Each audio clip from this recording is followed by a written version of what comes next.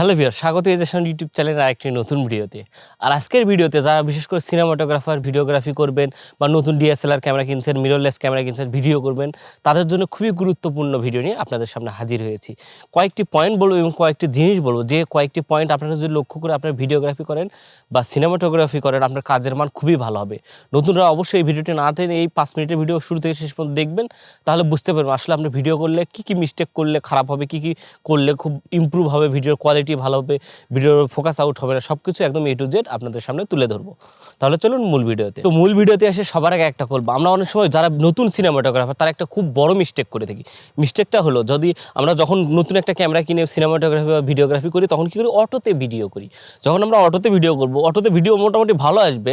যখন আমরা তাড়াহুড়ার কোনো কাজ, তখন ভালো আসবে। কিন্তু যদি আমরা প্রফেশনালি ভাবতে চান, তাহলে অটোতে ভিডিও করা সবচেয়ে বোকামির কাজ। অটোতে ভিডিও করলে হবে কি, আমি ধরেন এখানে রেকর্ড করতেছি, এই লাইটটা অবশ্যই একটু লাইট, সূর্য এই পাশে আসছে, লাইটটা ভালো আসতেছে, কিন্তু লাইটটা সূর্য কিন্তু এই পাশে নাই বা লাইটের সোর্স এই পাশে কম। তখন আমি যখন অটোতে ভিডিও করে একবার র্যান্ডমলি রেকর্ড অবস্থায় ক্যামেরার পজিশন এখান থেকে এখানে নিয়ে যাব, অবশ্যই লাইট ফ্লাকচুয়েশন হবে বা লাইটের যে ব্রাইটনেস কম বেশি বা কালার টেম্পারেচার কম বেশি হবে। আপনি দেখবেন যখন আপনার একটা ভিডিও একটা পজিশন থেকে ভিডিও রেকর্ড করে আরেকটা পজিশনে অটোতে যান মুভ করেন, তখন দেখতে পারবেন ভিডিওতে ফ্লাকচুয়েশন আছে বা ভিডিওতে কালার টেম্পারেচার অনেক সময় কখনো ব্রাইট হচ্ছে, কখনো লাইট লো লাইট হয়ে যাচ্ছে, মানে কখনো ভিডিওটি জ্বলে যায়, কখনো ভিডিওটি আবার আন্ডার এক্সপোজ হয়ে যায়।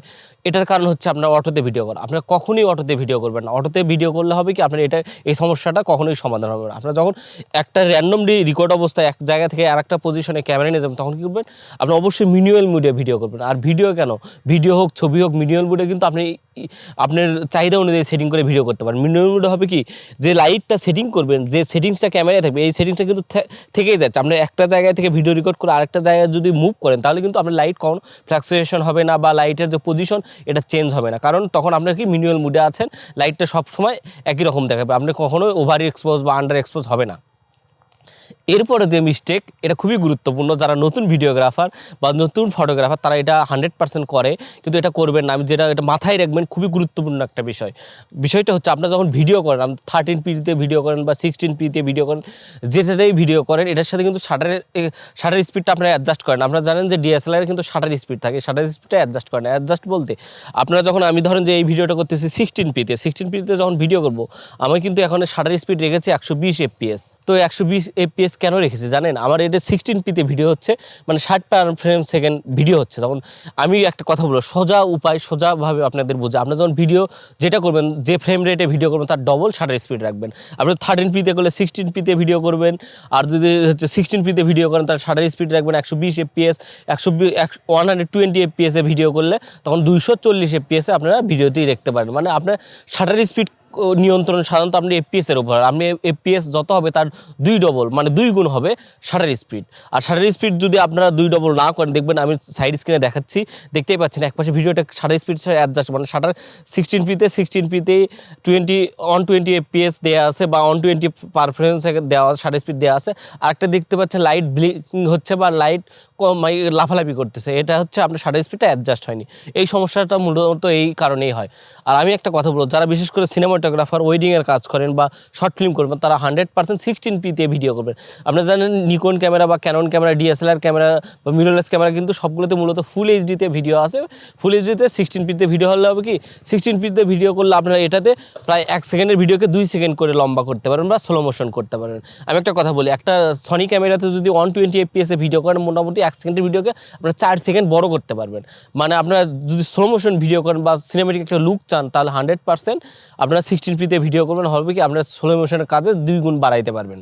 এরপরে যেটা নিয়ে কথা বলবো, আমরা যখন আপনার ডেপথ অফ ফিল্ড, মানে আপনার অবশ্যই ডিএসএলআর ক্যামেরা বা মিররলেস ক্যামেরা যেগুলো চালান বা মিররলেস ক্যামেরা বা ডিএসএলআর ক্যামেরাতে যখন ভিডিও করবেন, ভিডিও করার সময় হয় কি, আপনারা চাবেন যে ব্যাকগ্রাউন্ডটা ব্লার হবে, ডেপথ অফ ফিল্ড অনেক ভালো আসুক, ব্যাকগ্রাউন্ডটা অনেক সুন্দর সিনেমেটিক লুক আসুক। এটার কারণেই কিন্তু মূলত আমরা ডিএসএলআর ক্যামেরা বা মিররলেস ক্যামেরাতে ভিডিও করি। এটা কিন্তু ডিপেন্ড করে আপনার লেন্সের উপর, বডির উপর না। আপনি লেন্সের সবচেয়ে এফ নাম্বার, মানে অ্যাপেচার নাম্বার যত কম হবে, যেমন এটার 1.8-এ আমি ভিডিও করতেছি, এটা দেখতে পাচ্ছেন ব্যাকগ্রাউন্ডটা ব্লার হচ্ছে। এটার কারণ কারণ কিন্তু অ্যাপারচার এফ নাম্বার আপনারা যখন শাটার স্পিড অ্যাডজাস্ট করবেন অনেক সময় দেখবেন যে লো লাইটে ভিডিও করতে আপনার অসুবিধা হচ্ছে, যদি কিট লেন্সে ভিডিও করেন তখন আপনারা যেগুলো অ্যাপারচার লো মানে অ্যাপারচারটা এফ নাম্বারটা ছোটো যেসব লেন্সের সেসব লেন্স ইউজ করার চেষ্টা করবেন। মানে নাইট টাইমে ভিডিও করতেছেন বা এমন কোথাও জায়গায় ভিডিও করতেছেন যেখানে লাইটের সোর্সের পরিমাণ কম, তখন আপনারা কী করবেন এফ নাম্বার ছোটো এমন লেন্স ইউজ করবেন, যেমন f1.4 f1.8।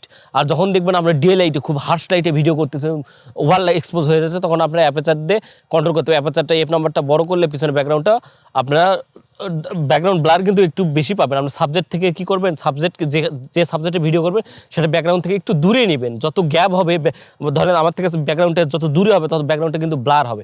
এই টেকনিকটা কাজে লাগাইতে পারেন।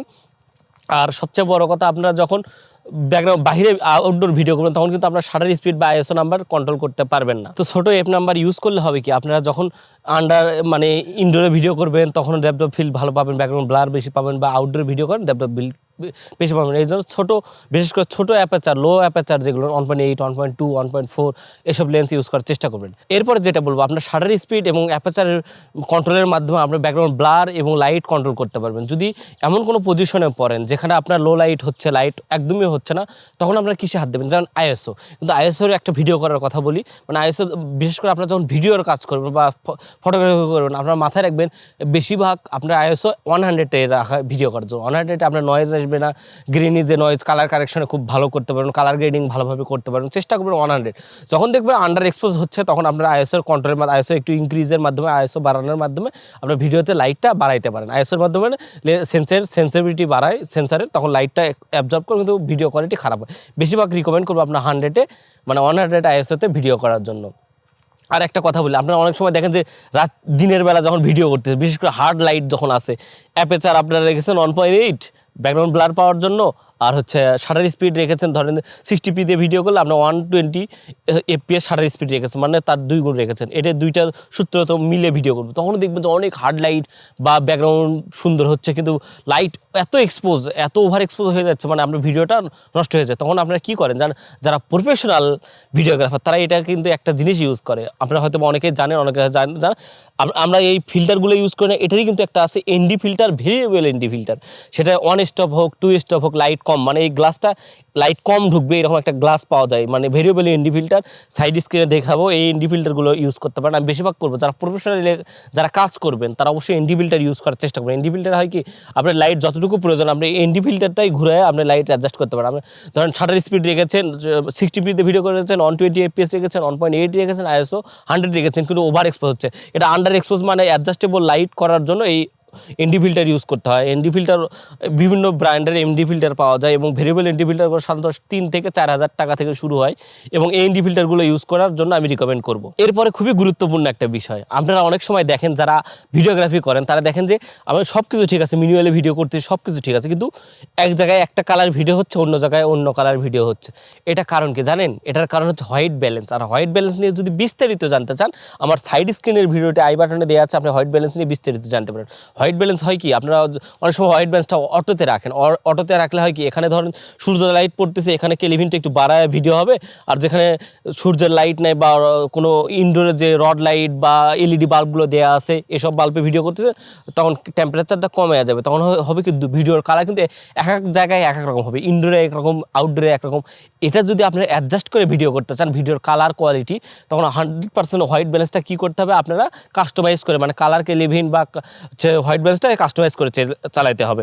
তা না হলে আপনার বিভিন্ন প্রিসেট আছে, আপনি দেখবেন প্রতিটা ক্যামেরায় প্রিসেট আছে, শ্যাট প্রিসেট আছে, সান প্রিসেট আছে, টিউবলাইট প্রিসেট আছে, ফ্ল্যাশ প্রিসেট আছে। এই প্রিসেটগুলো আপনি একটা একটা করে দেখতে পারেন, যে প্রিসেটে আপনারা দুইটাই মোটামুটি ভালো হবে, ইনডোর আউটডোর, মানে লোকেশন চেঞ্জ করলে ভিডিওর কালার যাতে চেঞ্জ না হয় এমন কন্ট্রোল করার জন্য আপনারা অবশ্যই প্রিসেট ইউজ করতে পারেন বা কেলিভিন ইউজ করতে পারেন। তো কেলিভিন কিন্তু খুবই গুরুত্বপূর্ণ বিষয়। তো আই বাটনের ভিডিওটি কেলিভিনের সেটিংসগুলো দেখে আসতে পারেন। অনেক সময় দেখবেন ভিডিও আপনি ঠিকই করতেছেন, একই মডেলের ক্যামেরা, কিন্তু এক জায়গায় একরকম ভিডিও, আরেক জায়গায় অন্যরকম ভিডিও। এরপরে যে বিষয়, খুবই গুরুত্বপূর্ণ বিষয়, এটা হচ্ছে কি, আপনারা যারা বিশেষ করে ভিডিওগ্রাফি করেন, প্রাইম লেন্স এটা আলাদা বিষয়, যদি জুম লেন্স বা এইরকম এমন লেন্স দিয়ে ইউজ করে যে লেন্সে ইমেজ স্টেবিলাইজার আছে। ইমেজ স্টেবিলাইজার থাকলে কি ইমেজ স্টেবিলাইজার আইএস, ক্যাননের ভিআর, নিকনের ভাইব্রেশন ডিটেকশন, আর হচ্ছে সনির হচ্ছে আইএস। এই আইএস মানে ইমেজ স্টেবিলাইজারটা, লেন্সের যে ইমেজ স্টেবিলাইজার বাটন আছে এটা অন করে রাখবেন।